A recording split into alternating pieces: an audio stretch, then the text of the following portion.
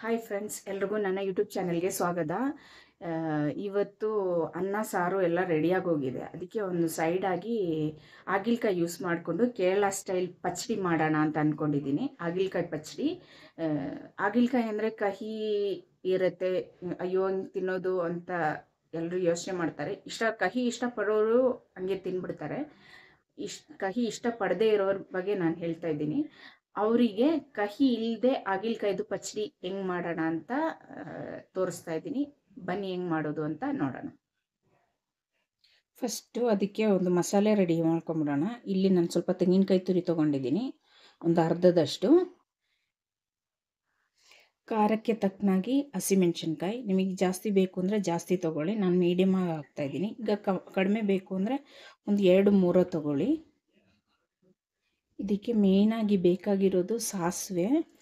ಒಂದು 2 ಟೀ ಸ್ಪೂನಷ್ಟು ಸಾಸಿವೆ ಹಾಕ್ತಾ ಇದ್ದೀನಿ.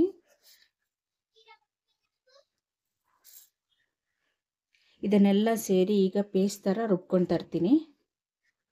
ಇದನ್ನೀಗ ಕರೆಕ್ಟಾಗಿ ಜಾಸ್ತಿ ನೀರು ಹಾಕ್ಕೊಳಕ್ಕೆ ಹೋಗ್ಬಾರ್ದು, ಲೈಟಾಗಿ ನೀರು ಹಾಕ್ಬಿಟ್ಟು ರುಬ್ಕೊಂಡು ತಂದಿದ್ದೀನಿ.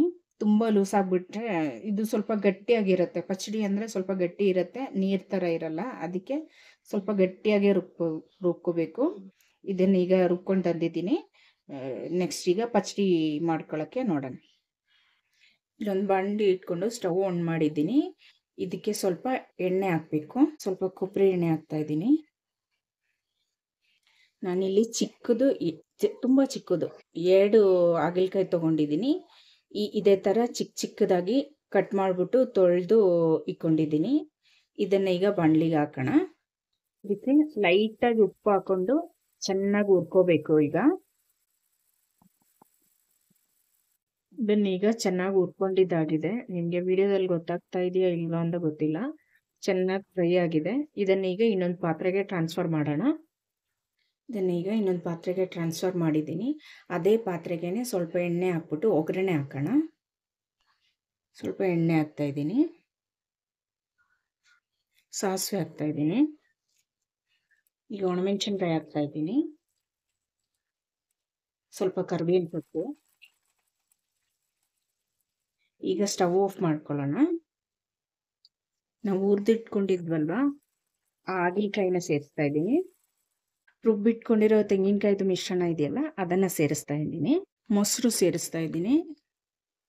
ಇದಕ್ಕೆ ಸ್ವಲ್ಪ ಉಪ್ಪು ಹಾಕ್ಬಿಟ್ಟು ಇದನ್ನೆಲ್ಲ ಚೆನ್ನಾಗಿ ಮಿಕ್ಸ್ ಮಾಡೋಣ.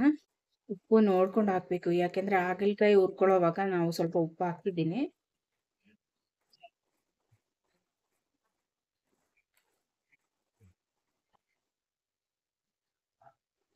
ಇದೀಗ ರೆಡಿಯಾಗಿದೆ ಹಾಗಲಕಾಯ್ದು ಪಚ್ಚಡಿ. ತುಂಬ ಟೇಸ್ಟಿಯಾಗಿರೋ ಕಹಿ ಇಲ್ಲದೆ ಇರೋ ಹಾಗಲಕಾಯ್ದು ಪಚ್ಚಡಿ ರೆಡಿಯಾಗಿದೆ.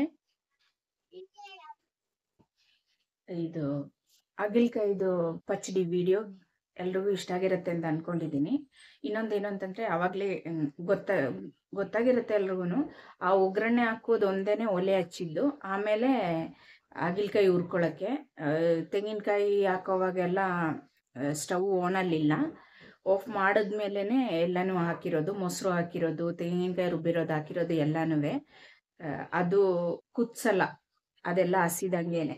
ಈಗ ಜೀರಿಗೆ ಏನಾದರೂ ಸೇರಿಸೋದಾದರೆ ಅದು ಕುದಿಸ್ಬೇಕು. ಇದರಲ್ಲಿ ಜೀರಿಗೆ ಏನು ಯೂಸ್ ಮಾಡಿಲ್ಲ.